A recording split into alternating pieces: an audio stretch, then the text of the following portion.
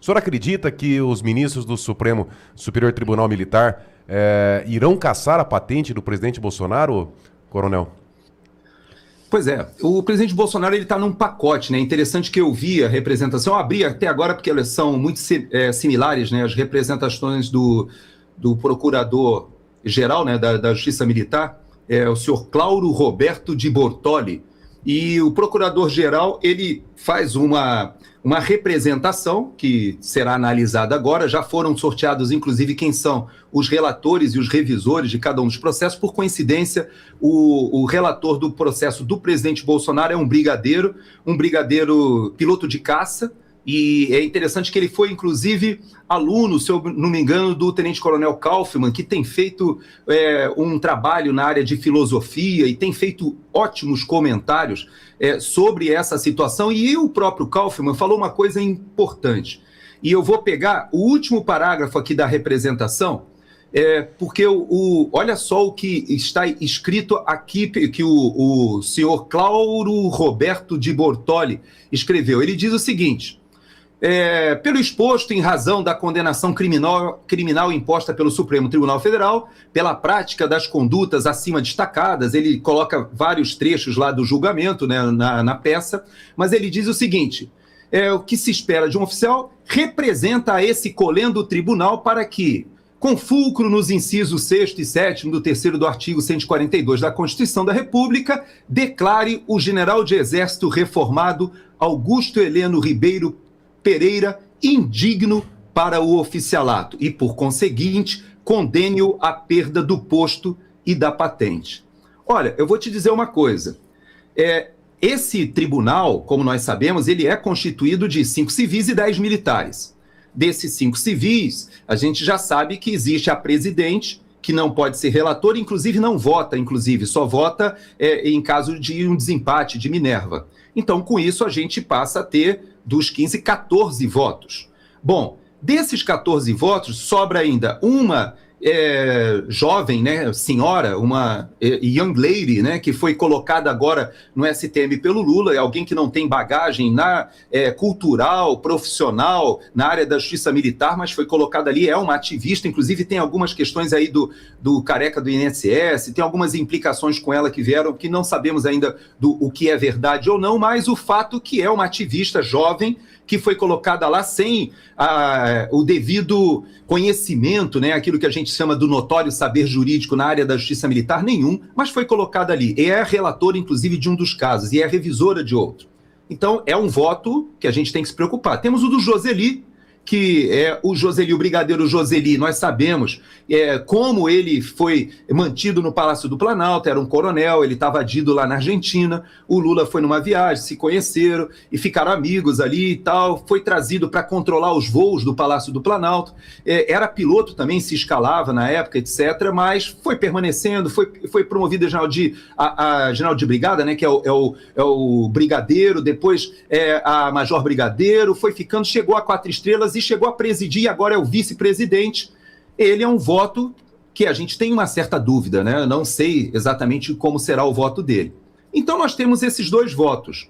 Mas os outros civis, os outros 3 civis que estão lá na Justiça Militar, são pessoas de um passado muito discreto e muito ligado à legalidade. Veja que o STM é o tribunal mais antigo do país. Ele foi fundado, ele foi criado em 1808, junto com a chegada da família real ao Brasil.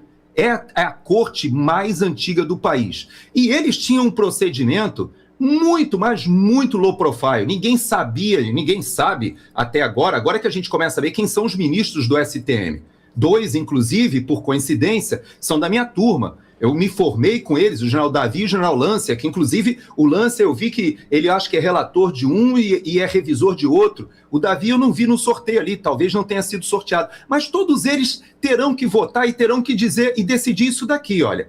Quando você faz um tribunal para decidir se o Heleno, se o Braga Neto, se o Paulo Sérgio, se o Garnier e o presidente Bolsonaro, o capitão Bolsonaro, são pessoas que são indignos para o oficialato, para a perda do posto e da patente, eu digo que isso é de uma ousadia, eu não digo nem exótica, porque, na verdade, são casos de perseguição política, é um julgamento político, é claro, é notório, todos sabem que não houve tentativa de golpe de Estado, todos sabem que não houve participação das Forças Armadas. Nós temos, inclusive, o próprio Aldo Rebelo, que foi ministro da Defesa, essa semana passada, disse que se durante o governo Dilma, a Dilma tivesse pedido para ele fazer um estudo e apresentar das possibilidades constitucionais, ele teria apresentado a minuta do golpe.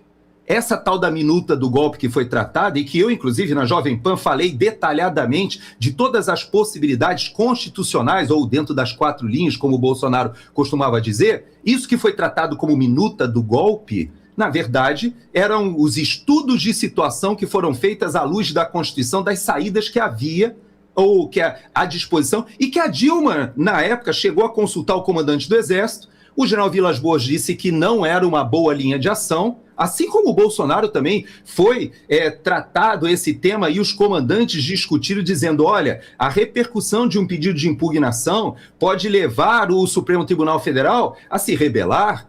Quem diria? Será que o Supremo Tribunal,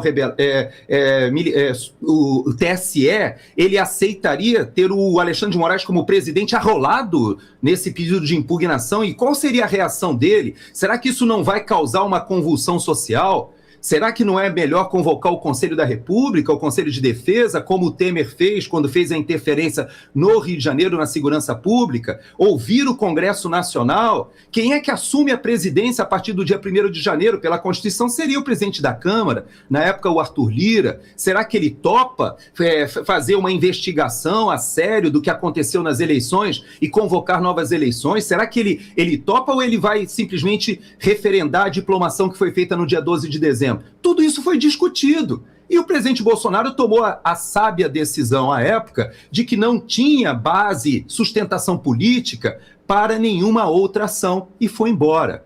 Então, tudo isso o STM sabe. E digo mais, o STM sabe que o IPM que foi feito no início, tentou-se fazer para descobrir como o Palácio do Planalto, que estava sob a guarda do Exército, é diferente do Congresso e do STF. Congresso e STF tinham suas próprias seguranças.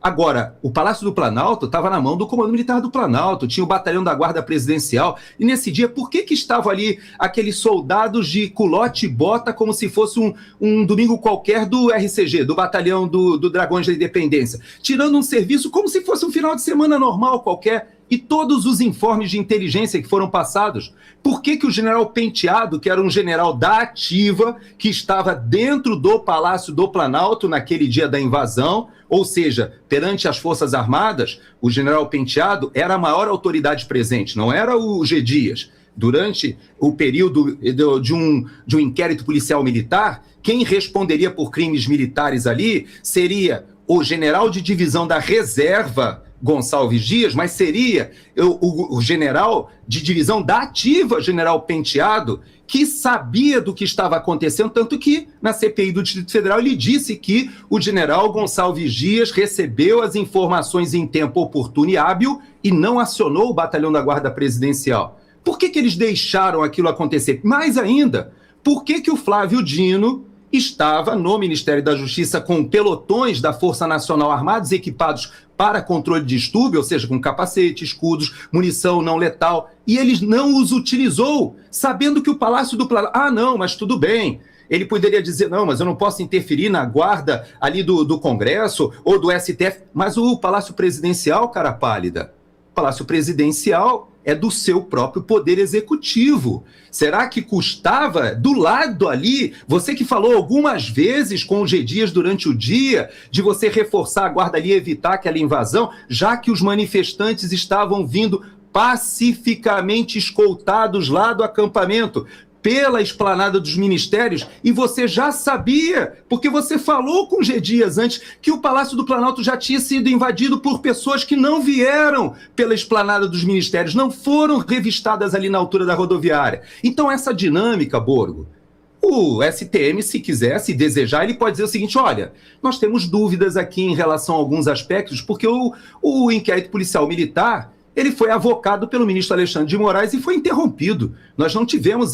Por que não foi feita a individualização de conduta? Aquele major que entregou água, Ele, honestamente, disse que havia 3 grupos ali dentro. Um grupo depredando, um grupo que estava ali olhando perplexo para o que estava acontecendo, inclusive vários foram orientados pela guarda do RCG a se abrigar ali na hora que foram lançadas granadas de gás, pessoas idosas em sua maioria, e havia um terceiro grupo fazendo sabe o quê? Segundo o major. Esse major depois, ele disse, estava brigando e lutando, defendendo o Palácio do Planalto dos arruaceiros. Uau! Nós temos 3 individualizações de condutas diferentes que o IPM poderia ter elucidado. Cadê as imagens? Você sabe o que eu ouvi de alguém do GSI 48 horas depois do que aconteceu no dia 8? Sabe o que aconteceu? O ministro Alexandre de Moraes mandou recolher todas as imagens do Palácio do Planalto. Se não fosse aquele vazamento da CNN, nós não saberíamos o que estava ali, nem sabemos quem vazou. Mas como é que aquela imagem do garoto do relógio estava no Fantástico no mesmo dia? Como é que aquele repórter da Reuters estava ali de capacete, todo preparado para entrar numa zona de combate, de guerra, estava ali transitando dentro do Palácio do Planalto com alguém até posando para ele? Se você olhar as fotos, eu publiquei na época, as fotos da Reuters Internacional que falavam dos bolsonaristas. É interessante. Todo aquele pessoal que estava vestido de bolsonarista dentro do Palácio do Planalto pousou para ele em várias circunstâncias ali. Havia pessoas que prepararam o cenário. A pergunta, se o STM quiser, é pedir para reabrir o inquérito policial militar exclusivamente do Palácio do Planalto. Não precisa entrar nem na questão do Congresso e nem na questão do STF. Mas o Palácio do Planalto houve crime militar. E esse crime militar não foi tratado. Então, eu digo para você, Borgo, se eles quiserem, eles podem fazer isso, mas no mínimo eu digo para você algo. Um julgamento que está julgando a honra, ele não admite nenhum tipo de isenção, nenhum tipo de neutralidade.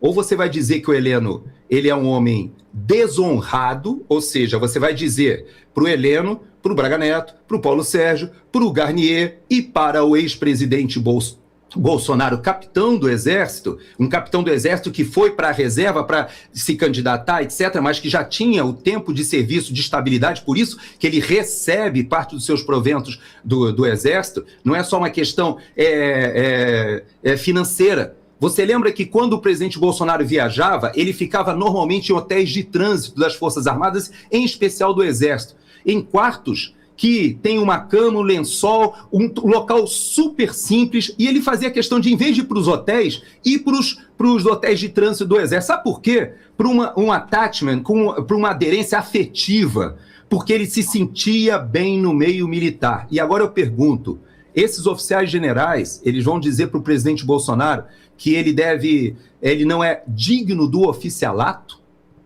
Olha, eu vou dizer para você, eu duvido.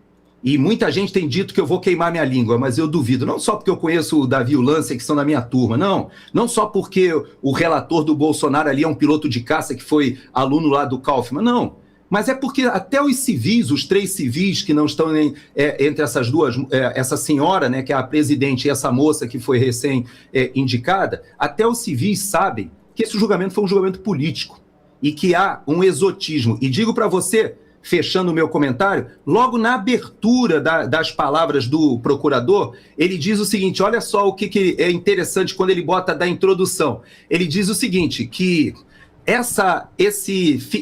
ele considera, embora esta representação e as outras 4 ajuizadas nesta mesma data, para esses, sejam marcadas pelo ineditismo quanto aos crimes que ensejaram as condenações, ou seja, o próprio procurador entende que tem algo exótico, inédito acontecendo. Então, por causa desse ineditismo, Borgo, a minha aposta, poderia dizer assim, é que o STM tem a oportunidade de encabeçar um redirecionamento para isso que está acontecendo no Brasil. Há novos ventos, nós já falamos sobre os novos ventos da geopolítica internacional, mas também há novos ventos no Brasil. A mídia, o mainstream, o pessoal percebe que existe uma estrutura mafiosa de poder em Brasília, e eu pergunto, o STM vai endossar todo esse julgamento farsesco e político que foi feito, que não foi somente por uma disputa política?